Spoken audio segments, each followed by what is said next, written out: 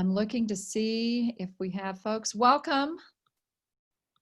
Welcome, families. This is Nancy Latitis with Partners in Pediatrics, and we are going to wait for a few more people to jump on. Hopefully folks can do that. And this is Coping with COVID, Part 2. We've been fortunate. This is the second in our series of virtual classes for families. And we are thrilled to again have Dr. Jessica Hawks, PhD, who's going to help present some information about children and stress and anxiety and this whole challenge we are all facing with return to learning. And yes, it has been crummy. And this week with all the bad news and the increasing in cases, we're all going to have to be a little more careful and hang in there with our kids. Thanks to everybody who's been following advice with wearing masks and doing the social distancing.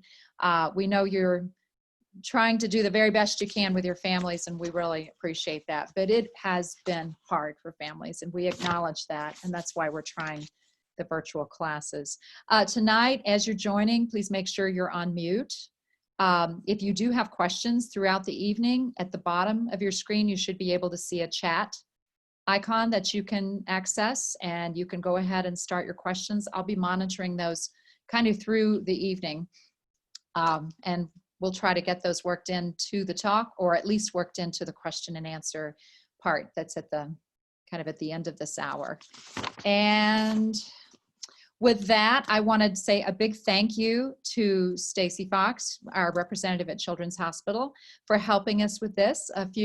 A couple of months ago, when we reached out to Children's to say we really would love to do something for our families and for the community to help provide some information about coping with COVID and all of the challenges that presents. We at our practice in Partners in Pediatrics, we're seeing a great deal more anxiety, depression in children, and sometimes in children it presents differently. So we wanted some help with that, and that's how Stacy got us in touch with Jessica Hawks. Jessica's a clinical child and adolescent psychologist and the clinical director of the ambulatory services at the Pediatric Mental Health Institute at Children's Hospital, Colorado. She's an assistant professor in the Department of Psychiatry and School of Medicine, and she loves to reach out to the community to help with educational services. She not only sees patients, but helps with teaching. She helps present families with a wide spectrum of mental health issues, some answers to their questions and some treatment plans. She got her bachelor's degree in psychology and master's in psychology, and then an educational specialist degree that has to do with school psychology. Her doctoral in clinical psychology from Utah State. She's also done postdoc internships and rotations at Children's Hospital, Colorado, as well as Cleveland Clinic. So she comes to us well-trained and with a lot of great experience that is right up the alley of what we're talking about tonight. I will also mention real quickly, Stacy and Children's Hospital have done a fabulous job of helping us with community testing for children and occasionally for parents too, at several different testing sites for Children's Hospital. And those have been the very accurate PCR tests at main campus, and I think there's one at Broomfield. There's one we're using a lot at Lucent and 470. And there's information about that on their website.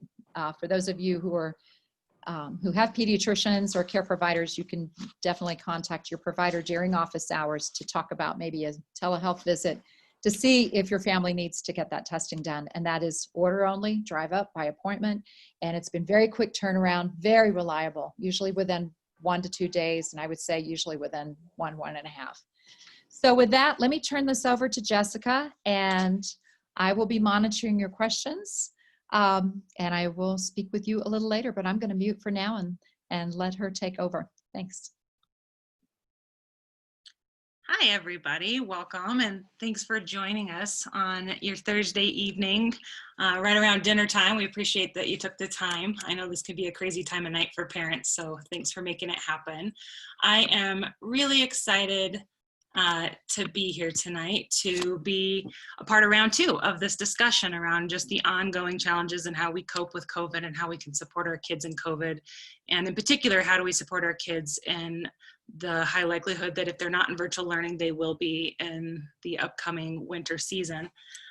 So I am going to go ahead and test my tech skills and share my PowerPoint here just to keep me on track, because I tend to ramble otherwise.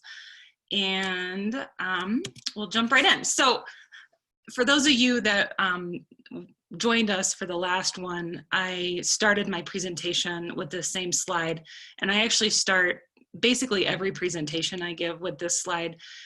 And that is just to be compassionate towards yourselves and others as we talk about all the different potential tools or strategies you could be using with yourself, your family, your children.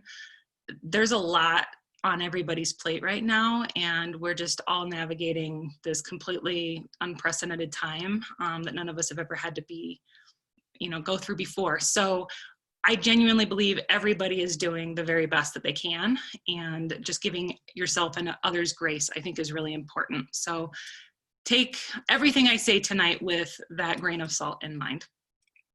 So before I jump into specific kind of tools, I thought it would be helpful just to set the stage about some of this. And the challenges that COVID has brought is certainly not something that anybody is unfamiliar with, because we're all in the trenches together. But I wanted to highlight 3 specific areas that have been particularly difficult for families, and just why it's been difficult. And then I'll talk in more detail about some of these things as we move forward in the presentation. But when I think about the challenges that COVID has presented for families and kids, there's really 3 areas.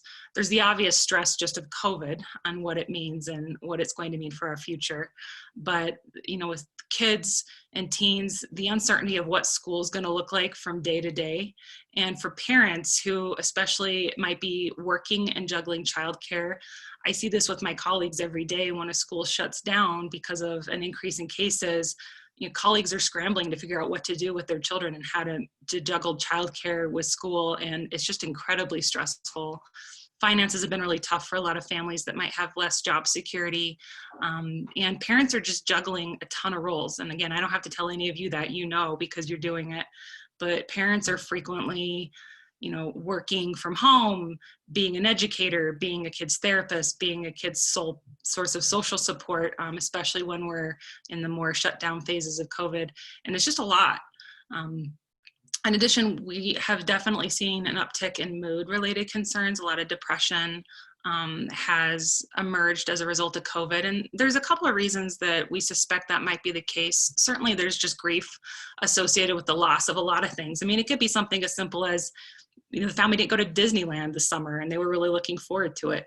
It might be that a senior didn't get a chance to walk for graduation. And there's a lot of those milestones that people look forward to that have been taken away. We've also just been incredibly socially isolated.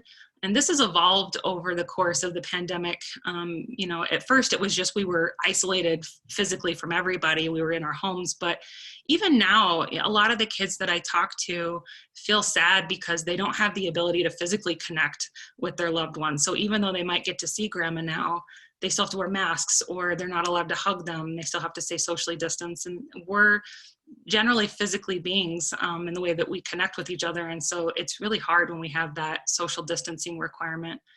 And then just the chaos of all of our schedules, we don't know exactly from day to day what things are going to look like. And that causes depression when we don't have structure in our lives. And then the last thing is just the amount of conflict that we've seen amongst family members has really heightened, because we know that stress causes people to have shorter fuses.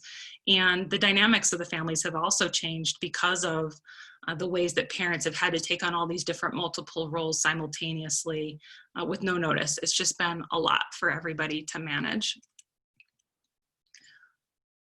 So I'm going to spend most of my time talking in much more specific recommendations, but I wanted to just highlight some of the big 10,000 zoomed out view things that you can be doing to help cope with COVID. The number one thing you can do is just limit how much news you're exposing yourselves to. That's particularly true right now because there's really nothing super great about the news these days. And so it's best to just try to limit how much. It's certainly appropriate to want to stay informed, but doing it with limits is helpful, especially for kids who, this is, the world is such a complicated place for adults to navigate, but for kids who still have limited understanding of how everything works, having more limited exposure to that is going to be the best thing for now. As a parent, the most important thing you can do to support your kids is just to be available. And I'll talk in a lot more detail about what that can look like moving forward, but there's a real protection in just being able to connect with your kids on a daily basis. Being able to model for our kids, because we know that the number one way kids learn is by watching the adults in their life. And so it's really important that we're very thoughtful about what we're saying, how we're acting in front of our children, even if we're having a hard time ourselves. It's important to be able to model healthy coping and how we're navigating the stressors of our day. Having a schedule is really important. I'll talk a lot about that within the context of virtual learning. And then the last two, I think, are actually really important and things that probably are the least mentioned. We need to still try to have fun. That's really hard in a pandemic. And when it feels like every day, all we're doing is just trying to survive, it can feel really difficult to take 5 minutes to just enjoy yourself doing something that you like to do. But we know that when we can actually protect that time, even if it's just a limited amount of time, it pays off in huge dividends over the course of the day because we invested a little bit in ourselves or in our family and having some fun interactions. So doing things fun with your family is certainly kind of a double whammy bonus, and then you get that social connection as well. But the importance of us as parents engaging in self-care cannot be overstated in the current stressors. So I'll talk a little bit about just some of the warning signs of mental health, specifically with kids, because as Nancy mentioned, it looks a little different in children than it does in adults oftentimes. And it's helpful as parents to know what some of those warning signs might be. Kind of big picture, we know that as we transition into the fall and winter season, that's when mental health concerns tend to become more problematic in general. School in general becomes more stressful right around October. The change in the season, the upcoming stress of the holidays, there's a lot of different things that contribute, but we see an increase in the rates of anxiety and depression on any given year right around October. And we're seeing even more of that this year with the pandemic because the rates were already high. Usually we see them go down a little bit in the summer, but they didn't do that this year. And so I think it's even more important as parents for us to just have the possibility that our kids might be struggling on our radar. And most importantly, making sure we're checking in about any kind of concerns regarding thoughts about wanting to hurt themselves. I'll talk a little bit about how to have those conversations with your kids, but we know, broadly speaking, having those conversations is never harmful and always helpful. But when we think about warning signs, a history of mental health concerns is a really strong indicator that they might have future mental health concerns. So if your child's ever struggled with depression, or anxiety or behavioral difficulties, it's likely that in a context of a super major stressor like we're going through, that there might be a resurgence of those symptoms. One of the major things that looks different in kids that have depression versus adults is that kids oftentimes just look more irritable. They tend to be more grumpy than they might look sad on the outside. Certainly tearfulness can happen, especially as you get into more of the teenage years, but just being shorter fused is actually an indication there might be some depression going on underneath that. If your kid is expressing a lot of worries, or they just seem to get stuck in the same kind of thoughts and they're constantly seeking you out, wanting reassurance for the same question, that might be an indication that they're feeling anxious. If your kid is acting out, whether they have a history of acting out or not, any kind of uptick in those kinds of tantrums, aggression, can certainly be an indication that something might be going on. Changes to eating and sleeping, putting themselves into their room, even more so, because we know teenagers do that in general, but if they're just spending all their time in their room, that might be an indication something's going on. If they just seem less goal-oriented, especially right now with like school, if they just don't seem interested or care, that might be an indication something's going on. Or if they just don't seem to want to do things that they used to like to do. So if they like to play basketball or play with their dog or whatever it is they might do, and they don't like to do those things anymore, that's a really important sign that something might be going on. So one of the questions that got sent to me by parents that were interested in participating tonight was, within the context of virtual learning, especially with a child that might already have learning difficulties, how do you tell if the symptoms they're experiencing are in fact a mental health concern? How do you tease that apart? How do you know if it's anxiety? Is it depression? Is it ADHD? And so I'm going to spend just a few minutes addressing that question. We know that mental health concerns and learning difficulties tend to go hand in hand. So certainly if your child has a history of difficulties with learning, it certainly is more likely they might also experience mental health concerns. But in the context of a pandemic, especially with all the virtual learning that's going on, those risks are even higher, because it is really stressful to be in virtual learning when you have learning difficulties, because it's not generally set up to be as supportive as maybe the home or the school environment might have been able to be, because there's just less resources available.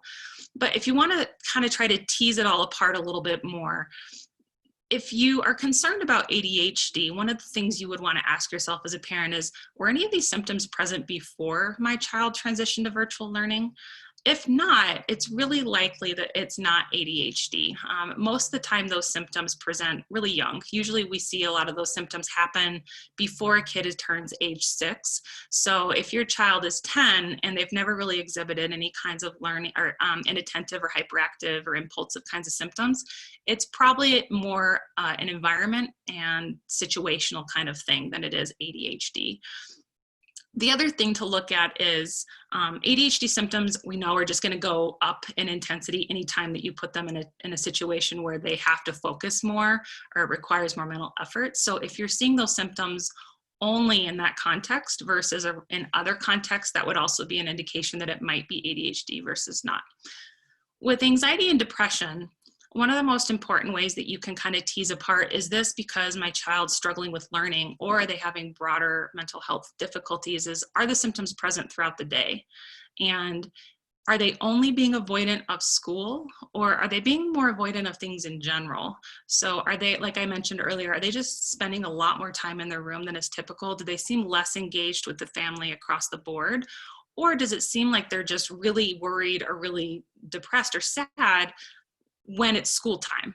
If it's mostly just during the school day and then they seem fine at night or on the weekends, it's probably more an indication that school itself is causing them stress, but not that they might have broader mental health concerns.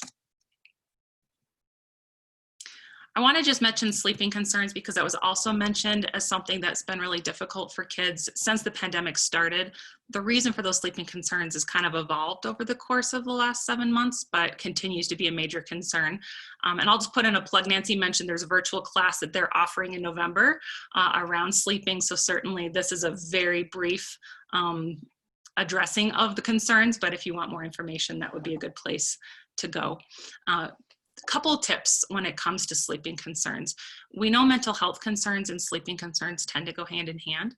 So if you can help your child develop better sleep habits, that can certainly protect them against the development of mental health concerns. So it's an important thing for us to target.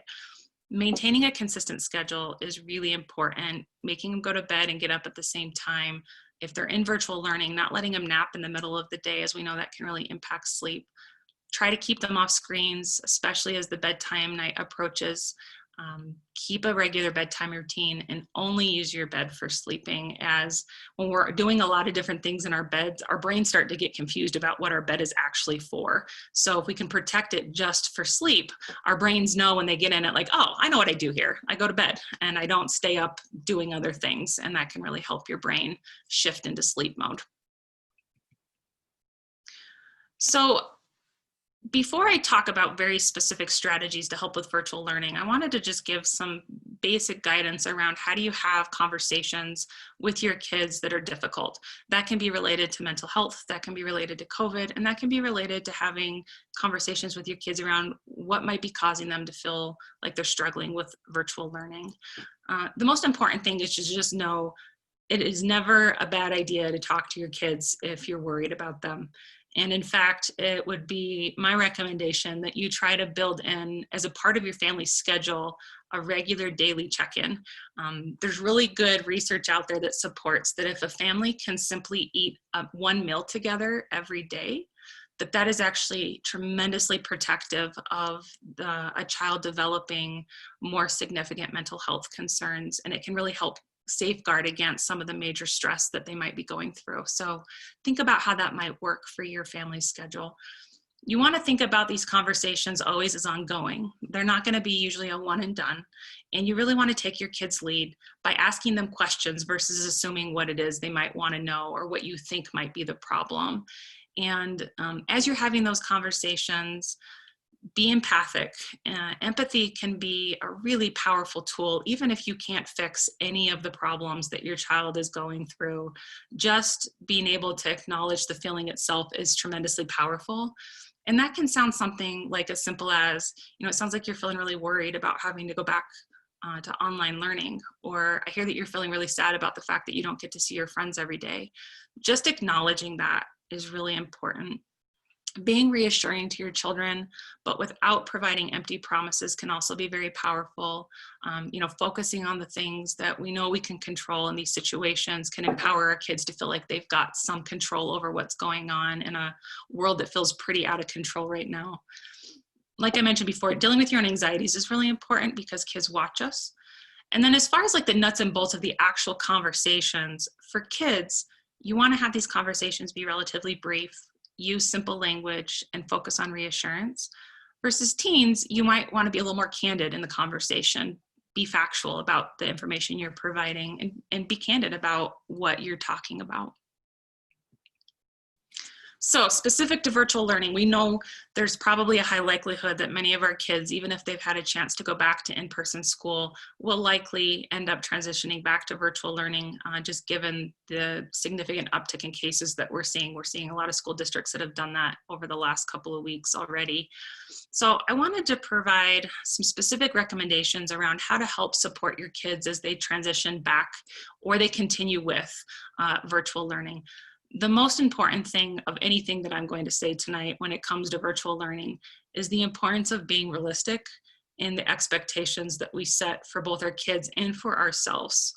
It is not realistic if you are working full-time from home and your child is working full-time for school from home, that you are going to be able to be available 24/7 to be an extension of the education system sitting next to your kid the whole day. It's just not realistic. And when we try to put that kind of pressure on ourselves as parents, all it does is make us feel more stressed and guilty because we're letting our kids down in our minds when in fact you're not. And the same is true for our kids. We need to be realistic about what can be done in virtual learning, because it is just frankly different than in-person learning. And so we need to be thoughtful about what those expectations might look like different than if they were in school. Other things that we want to do, just creating an environment that is conducive to online learning can be tremendously powerful. Some families have children on laptops and they kind of just bounce around the house in different places depending on the time of day. We know that that is less helpful because our brains actually learn better when they know that we're in an environment where that's what they're supposed to be doing. And so if we can protect a space that is consistently where they learn, that can actually enhance your child's ability to learn. It also helps just to reduce distractions, and kids have a harder time filtering out all the distractions. And quite honestly, so do adults. I know I certainly do. So the more quiet and focused the computer can be for them, the better. Helping them get organized is really important. I don't know about you, but when I'm organizing myself as an adult at my job, I have tools that I've learned over the course of my life that help me do that. I have Outlook calendar, I have notifications on my phone, I have checklists, and I've learned how to use those strategies over the course of my life to get organized. Kids have never been put in that position. A lot of the organization, especially for young kids, is taken on by the teachers. And then over the course of their schooling, they're learning how to get organized. And then by high school, the hope would be that they're a lot more independent in that organization. But at this point, there's some level of expectation that even kindergartners be organized, and that simply just isn't matching their development. So we need to help support them in doing that.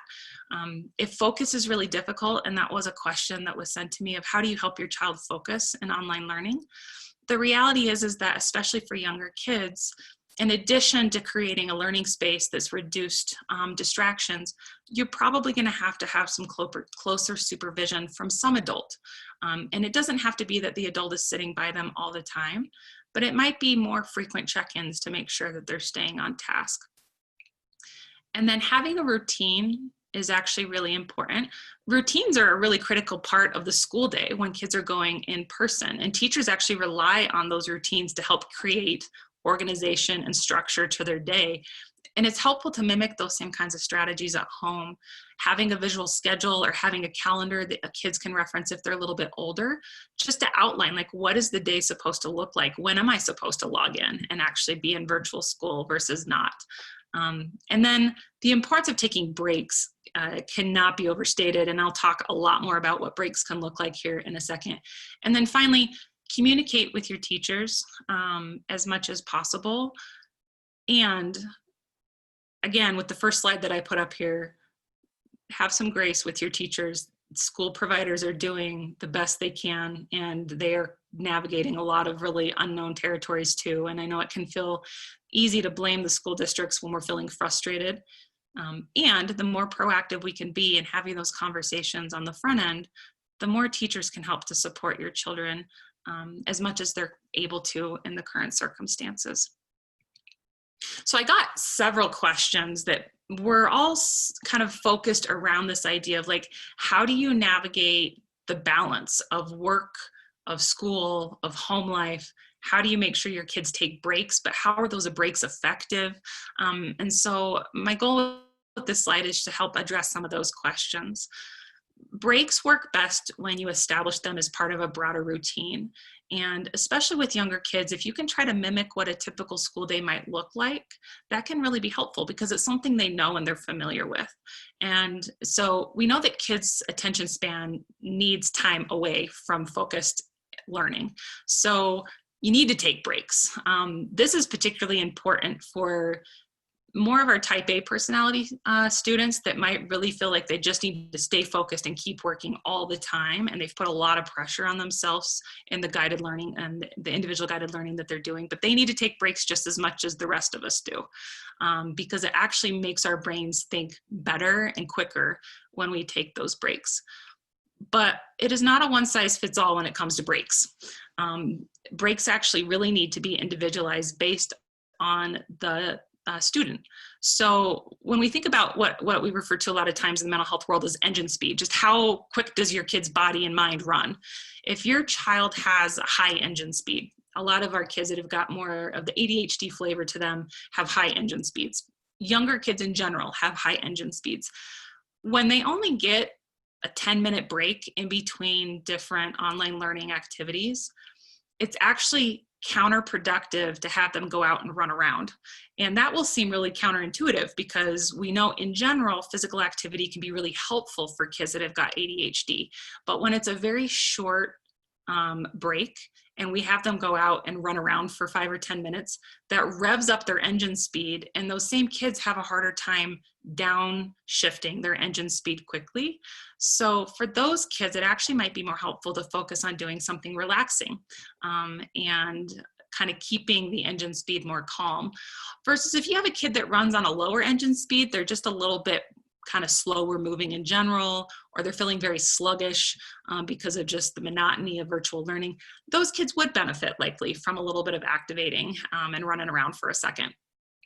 And like I mentioned before, if you have a high achieving student, it's really important to set boundaries for those students. And the work that I do with really high anxiety teenagers, for example, they get themselves so stressed out that they are up all hours of the night working because they can. And those of you that might be working from home can probably empathize with that, because when you have all the time access to the stuff that you're doing, you just find that you tend to access it more, especially if you run a little high on anxiety.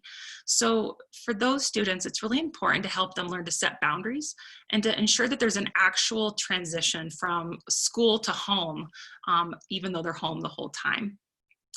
As an aside, as a parent, thinking about how we model, if you're working from home and you also run a little bit on the high achieving side, it's important for you to also model this. And certainly I am guilty of this. So it's a little bit calling the kettle black, but You have to ensure that you're modeling boundaries, and you got to get off your email. You've got to stop being on your computer and be present with your family as well. The other kind of theme in the questions that I got was this idea of the power struggle. How do you get your child to actually engage in virtual learning when they just absolutely hate it? And a lot of parents are coming right now to the hospital with these concerns and are needing support around how to navigate this, because it's really difficult. My slogan is always, the best intervention is prevention. When you can just avoid getting into the power struggle altogether, that's ideal. It's not always going to work, but it certainly can be very helpful. Some of the ways you can do that are setting up expectations ahead of time. So for example, with teens, one of the expectations might be when your teacher is on video lecturing, you're not on Instagram, and you're just really clear about that. And set expectations about what will be the consequences if you get caught on Instagram when you should be paying attention to your teacher lecturing. But you want to be really clear. What actually are the expectations? Because they look different for kids right now than they did when they were in person. But again, I put this in all caps just because it's so important. You also have to be realistic about what the expectations are, because when we set unrealistic expectations for our kids and they are consistently failing to meet those expectations day after day, they develop something called learned helplessness, which basically just means it doesn't seem to matter what I do, I can't be successful, so I'm not going to try anymore. And that is a really clear predictor of depression. And it's also a clear predictor of behavioral problems, because, think about it. If you're constantly put in a position where you know you're never going to be successful, why would you try after repeated failures? So if that's happening for your child, really trying to take a critical look at what are the expectations and lowering the bar, because that might not be a realistic thing for them to achieve right now. Once we can help them hit that bar, they start to develop self-efficacy and they think, oh, I actually can do this. They feel better about themselves. They're more willing to engage. And then you can slowly raise the bar over time.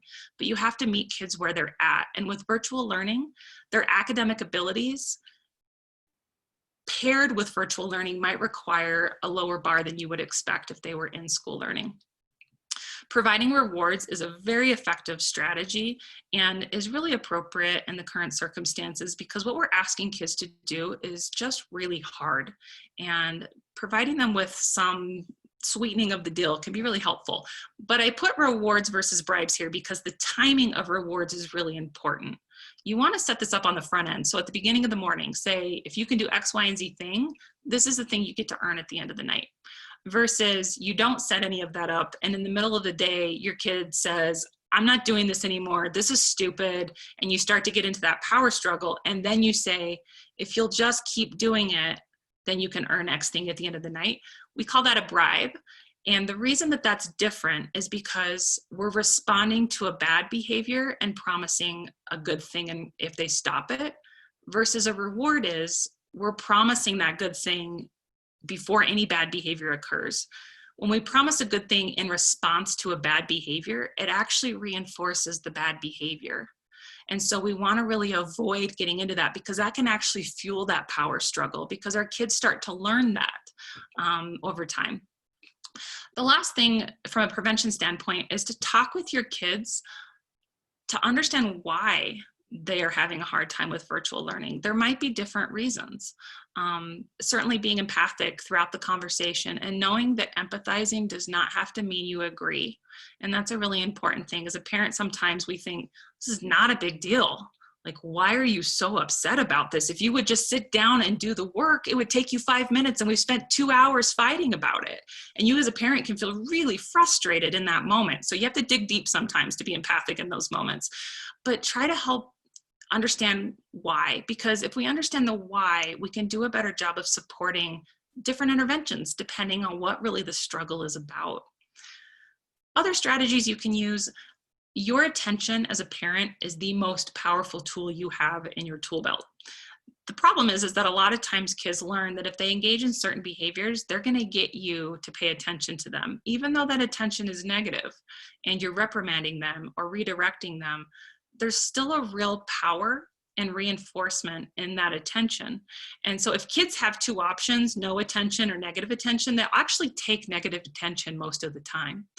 And so when you think about the dynamic of what might be happening at home, you're on a work call, we know that's when our kids tend to be the most problematic because our attention is focused on something else.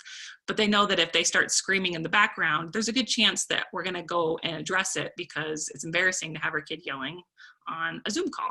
So we want to be strategic. As much as possible, catch your kids being good. And it can be anything. It doesn't have to be that they did some amazing thing. It can just be that they're not doing something bad. That's really the only rule. So if they're just sitting quietly and listening to their schooling, amazing. Pay attention to that. Praise it. But you want to catch your kid being good throughout the day because it will really help them. The other thing is this thing called time in, which is essentially just spend time with your kids doing something fun.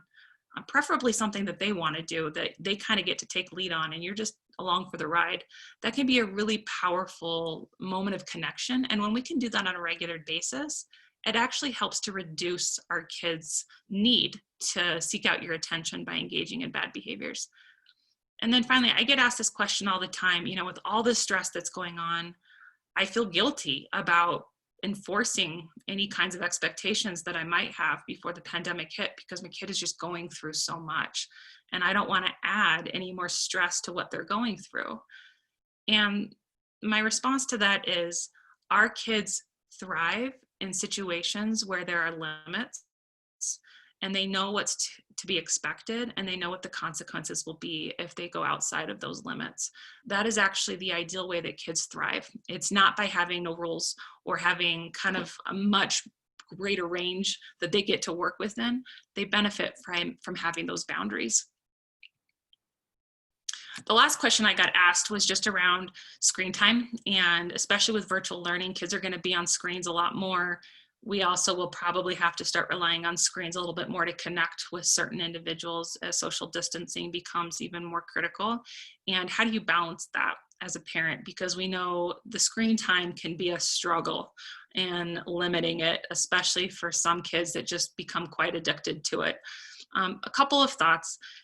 Try to use screens as much as possible for things like social connection in a meaningful way. So things like video chatting versus just mindlessly scrolling through Instagram. It is a much more powerful connection to actually have a conversation than to just more passively be scrolling through social media. And we know that actually excessive use of social media tends to make people feel more depressed because we compare ourselves to those postings that are filtered. We're usually only posting the nicest pictures and how wonderful our vacations were. We're not posting how terrible life might feel. But we forget that when we're looking at everybody else's posts, and teens in particular forget that. Using media together as a family. So again, you've got that social connection piece. Talk with your teachers, especially if your kid's struggling with online activities.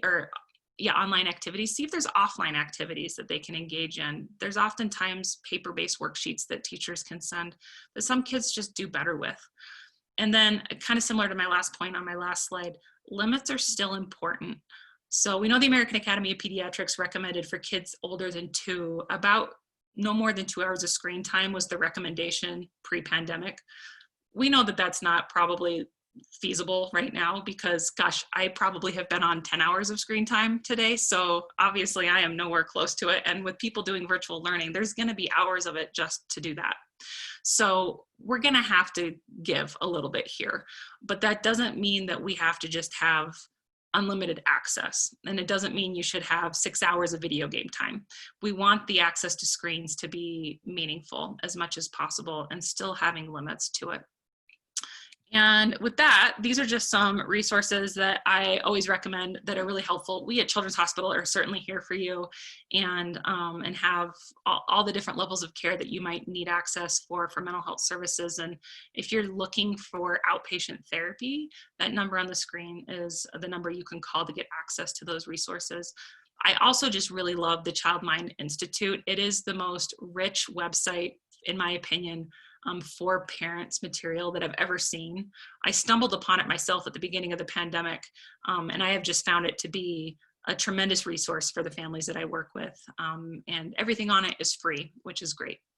So with that, I am going to stop talking and open it up to questions, whether it's about the presentation, or I know I have a whole panel of experts here with me tonight to answer other questions related to whatever's on people's minds. So I'll open it up. Okay. Gee, thank you, Jessica. That was tremendous. That's very helpful. I know one of the questions we have already received is about a 6-year-old with autism spectrum disorder and how challenging it is to try and keep those kiddos socially involved. And if you have any tips on that, we have a couple of thoughts that I'll share too, but I wanted to hear what you had to say about that special group of kiddos, because even some of their activities this summer didn't get to happen. I know, it was so sad, the level of summer camps that just weren't able to happen this summer. And certainly our kids with ASD were impacted by that. Yeah, it's a great question. You know, all of our kids actually benefit tremendously still from having some sort of social connection. Our patients or our kids with ASD certainly even more so as they're learning to develop some of those skills around socially connecting with their peers.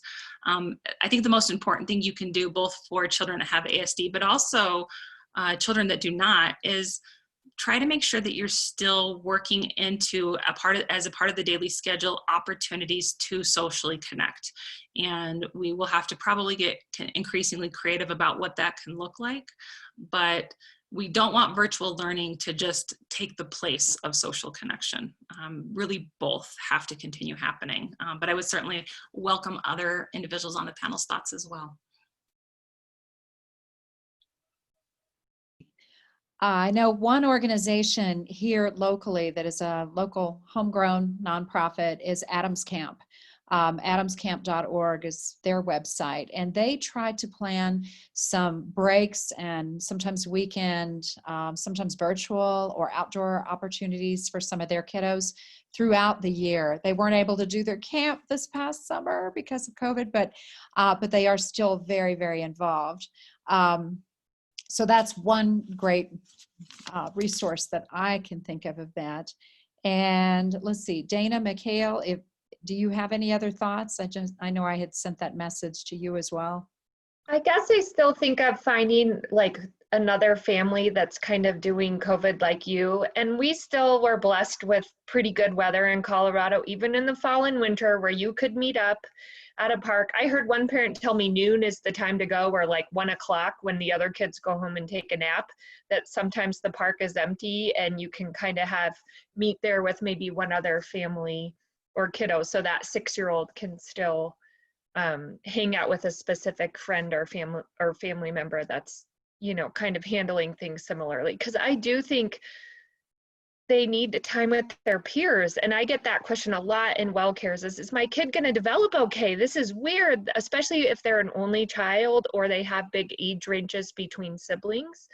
And so I still think that would fall in our guidelines for our different counties, but feed that little bit of social skill need. You know, I've even done that for my middle schooler. I found one friend for her to take a tennis lesson on her non-school day when it was just a homework day, and meet at the nearby neighborhood tennis court with a high school student that also was off that day that could play tennis, the 3 people outside, a very socially distant sport or something. So I do think you can get a little creative and it doesn't have to cost a lot of money.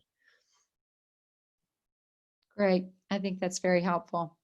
The other questions that have come up have been, how do we realistically try to bound our working time when we're working at home as parents with our school days for our kids too? What are some reasonable ways to plan those blocks of time, and what hints do you have on that, Jessica? And then Greg, if you have anything to chime in on too with that. Greg Bingham is one of our physician assistants as well. Greg, I saw you on mute. You want to go first? You're certainly welcome. You get called out on Zoom. I see you unmute, and then I'm like, oh, it's your turn. Go ahead.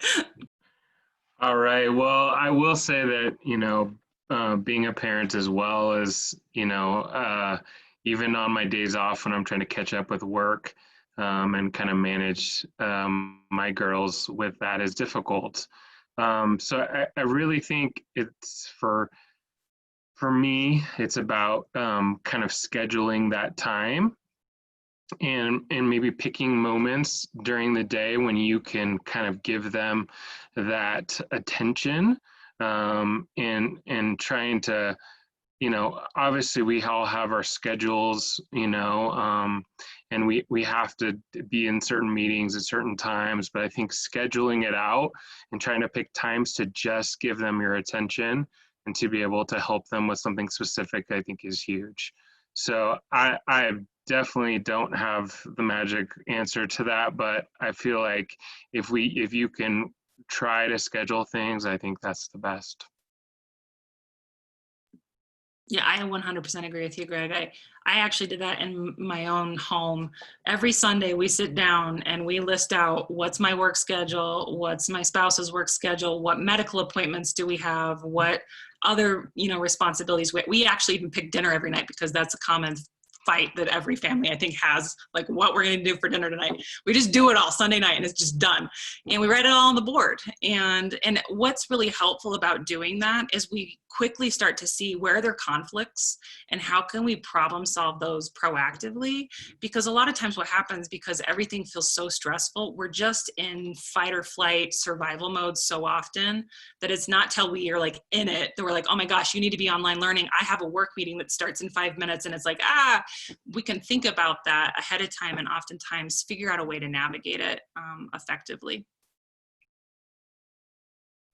Okay. Casey, I know you're there.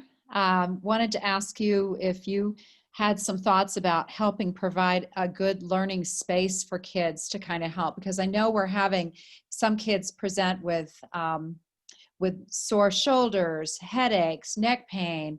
And when we ask questions about what time of day is that happening, it's very clearly related to the school day. So, so Casey, do you have some suggestions that you could pass along? I think the biggest thing is doing something consistent. So letting the kids have a certain area, whether it's we do, their schoolwork in the kitchen or the family room, having one designated space that they always do their schoolwork. I think staying out of the bedroom is an excellent idea. And I know that in some cases that's not going to be feasible, just depending on space and everyone's home environment. But staying out of the bedroom, I think, is so important just for sleep, and these kiddos having more trouble with falling to sleep and, anxiety around sleep. I think that's so important. And then also giving them breaks to do that relaxation. So stretching, whether it's, the kiddo like to sit on an exercise ball or they like to sit on the floor, give them those options that they can keep moving around too. But something consistent would be the best thing, I would say.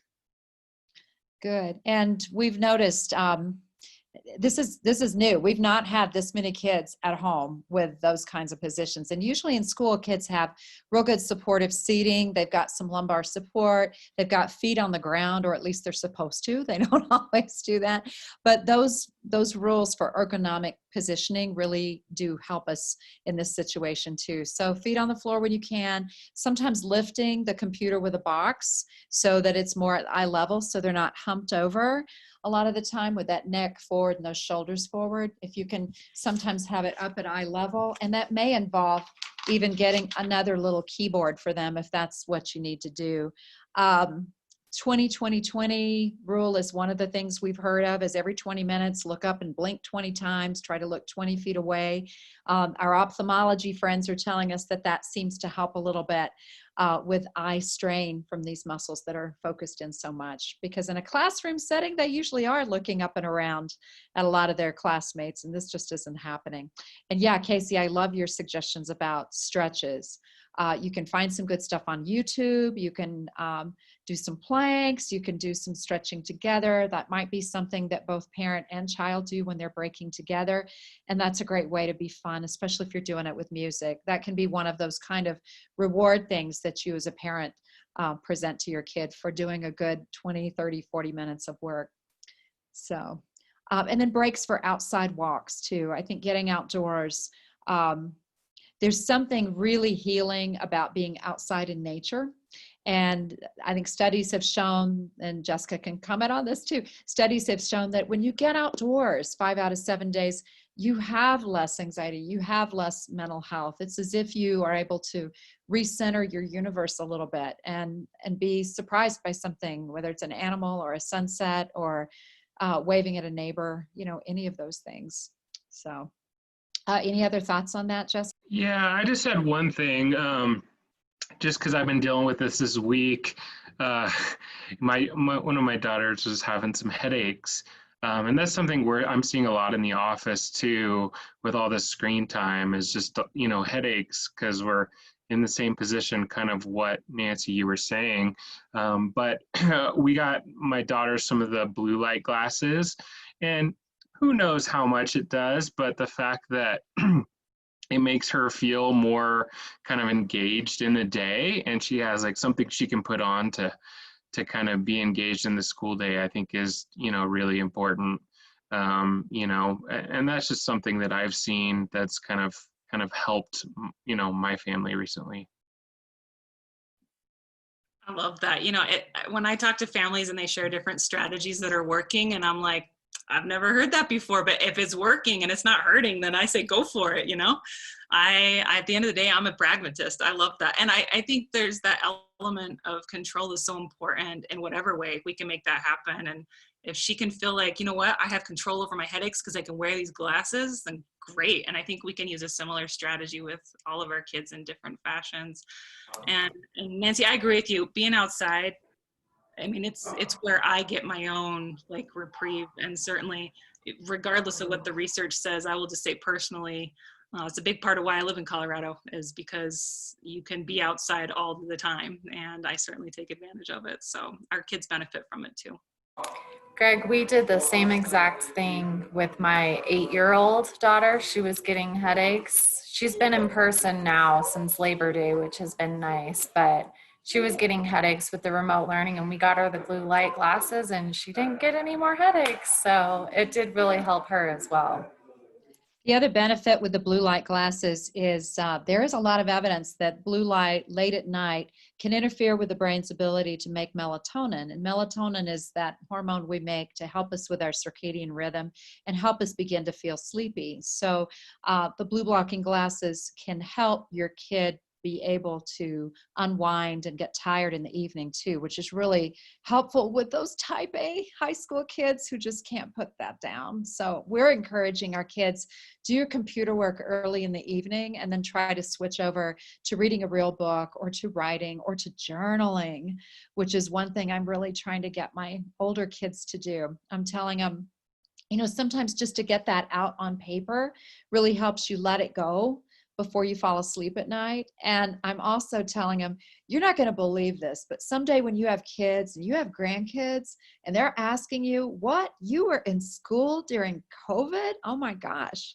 what was life like? I said, you're going to pull your journal out and you'll be surprised to go back and do that. So it has multiple benefits, and it gets them off the screen, and it really does help them get that out of their mind, whatever they're worried about. And I try to tell them, think of one thing you were thankful for today, whatever it is. Think of one thing you can do for somebody else tomorrow, because it gives them a little bit of a feeling of power. Oh, I don't just have to suffer as a victim. I actually can help rake leaves for my neighbor, or I can wave hello to her, or I can say hi to this kid in my class who I think it probably could use just somebody to say hello and that they matter. So.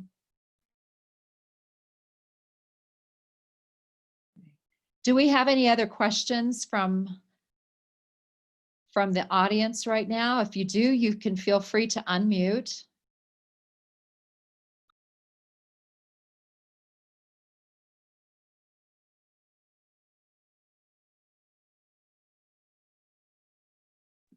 It's a great question, Jessica. Great name, by the way. With kids that struggle with sitting still in class, there's a lot of different accommodations that we can use in the classroom that you could think about using at home. So if your kid can't sit, think about, could they stand?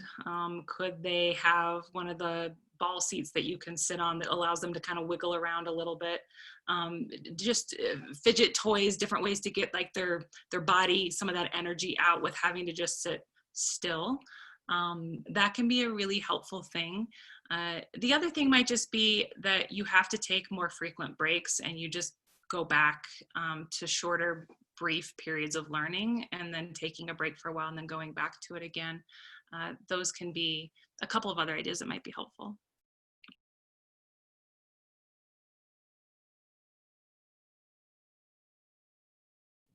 All right. I want to invite Casey, Dana, Greg.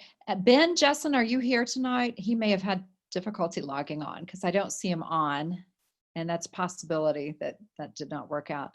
But yeah, for the Partners in Pediatrics folks who I so appreciate helping out tonight with their stories and personal experience. What are any other comments that you all want to pass along that I haven't asked you so far? Hey, I just have one that my fourth grader kind of does is she has these like YouTube videos that are brain breaks. I don't know if any of you guys are familiar with those, but she does them and they're little videos and they kind of have them move around and you can find them on YouTube. But she actually looks forward to doing them. So it kind of gives her like a kind of a direction and a goal to get to for the next, and it kind of breaks up her day as well. So that might be something to consider. And I see a great question from Sarah about how best to arrange play dates at different times with other families, especially if you're not sure where they are with regard to that. Dana, I know you juggle 4 different sets of play dates. How do you do this? Mine works pretty organically because 3 of my girls are friends with one family. So they kind of mix there, but I think it is okay to talk with the other parents about what they're doing and kind of check in. And I think this question says how to have those difficult conversations with other parents. I think I might go at it again from like, I think social interaction is important for our kids. How are you handling it? I guess you just have to probably talk directly about it and simply about what they're doing for that. Again, my kids they live in the neighborhood. It's just kind of naturally happened that those couple of families. I can see how that would be hard. A lot of kids have like just started middle school or something, switched schools, moved. I empathize with you that would be really, really hard. So I don't even think there'd be a forum for you. Maybe the one kid that they're online that looks interesting, maybe they, email them outside or something. I don't know. That's hard. Maybe somebody else has an idea for that. We've kind of gone with people or relationships that we've already had previously. Okay. All right. Yeah, I think certainly you can have conversations with, with your family, with your neighbors, with those friends. And I know I empower my families all the time, I'm empowering the parents of newborns right now when they're asking about, oh, how do I tell so-and-so they can't come see my newborn? I let them know, go ahead and throw the pediatric care provider under the bus. We totally don't mind. You can say, oh, I'm sorry, but my pediatrician's really particular. My physician assistant's really particular during COVID. They want us to be sure and follow these rules. So we'd love to do this. Can we sit outside and see you all? Can you wear a mask? Can you, can we do it remotely? Can we do a virtual time? Here's a good time for my kids. So yeah, if you need to throw your care provider under the bus, we totally understand. And that sometimes will help folks understand that you've had this conversation with someone else you trust in your medical world. And if they haven't had those conversations, they probably need to think about that as well. So We had another mention of music, and I totally agree. A great way to give children an opportunity to relax and to restore and to be creative, whether they're writing songs, playing songs, artwork, singing, any of that is just really a great way to relax at this point. So. And Jessica, I saw your chat comment. I was actually thinking the same thing as we were talking about the play dates. I've seen a lot of that. I live in Parker, and there's a Parker Facebook group where I see those kind of like family personal ads. People will put out like, hey, I'd love to meet up with another family that's kind of using this level of precaution at the park tomorrow if anybody's interested in coming. And it seems like that's worked out really well for a lot of families, and it gives you a chance to maybe make a new friend. Wanted to mention, we think, and I will check with Stacy. Stacy, will this presentation be available for folks to log on later and take a look at the PowerPoint? And I know we have families who call the next day all the time and go, oh my gosh, I forgot. Can I get access to this particular program? So will that be an opportunity? Yes, I will send that to you guys so you can post it again. Thank you. You're welcome. Good. All right. Well, we are at the top of the hour, and I want to thank Stacy and Jessica so much for setting this up for us tonight. I know we will have folks tomorrow call and ask for the recording of this. I know 6 o'clock was a challenging time for some folks with dinner and with homework that they still haven't done online, but we really appreciate this, and we've appreciated this partnership. Children's Hospital is helping us at Partners in Pediatrics stay updated with conferences that we have with their specialists every other Thursday, as well as a lot of other continuing medical education. The website at Children's Hospital is a wealth of information for our local families. If you have any questions about COVID, any questions about anything else that's going along, mental health, it's a great place to start. So I want to put in a plug for them as well. And for those of you who are Partners in Pediatrics patients, yeah, continue to give us your feedback and let us know what else you'd like to be hearing about. The sleep classes are coming up with Sleepably, and we'll be sending out emails and e-blasts to our families about that. sleeptalk.sleepably.com is where folks can go to register for those free classes. And I think there are limited numbers. So if you're interested in any of those three, I would encourage you to go ahead. And thank you to my panel, Greg and Casey and Dana. And Ben, if you're out there, I'm sorry we didn't see you online, but he's been very helpful in the past, and he has a great book that's really helpful for families as well. So with that, thank you so much for your feedback, audience, and we really appreciate you. Everybody, take care of yourselves. Go for good walks. Give your loved ones hugs. Keep up the mask and the distancing. We'll get through this. We'll get through this. Take care.